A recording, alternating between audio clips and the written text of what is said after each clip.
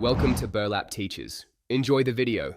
In this video, I will show you how to set up Imaging Edge Mobile. First, let's get the app on your phone. Head over to your device's App Store, whether it's the Apple App Store or Google Play, and search for Imaging Edge Mobile. Download and install it. While that's happening, make sure your camera's firmware is up to date. A quick check on the manufacturer's website can confirm this. Having both devices fully charged will also make the process smoother. Now that you have the app, let's connect your camera. Power on your camera and navigate to its network settings. Look for the Wi-Fi or Bluetooth option and enable it. On your smartphone, open the Imaging Edge mobile app. It should prompt you to select your camera.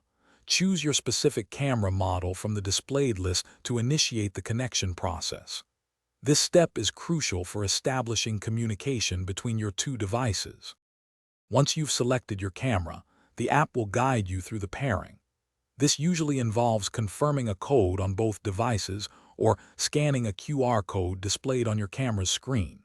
Make sure to grant the app any requested permissions, such as access to your photos or location services, as these are essential for its full functionality. You can also adjust initial settings like the image transfer size, perhaps choosing 2-megapixel JPEG for quick sharing, or whether to embed location data. With everything connected, you can now enjoy the full capabilities of Imaging Edge Mobile. Use the remote control feature to adjust settings like aperture, shutter speed, and ISO, and even trigger the shutter from your phone. You can also easily browse the images on your camera and transfer them to your smartphone for quick sharing. Don't forget to explore advanced options like interval shooting for time lapses, or using touch focus directly from your mobile device for precise control.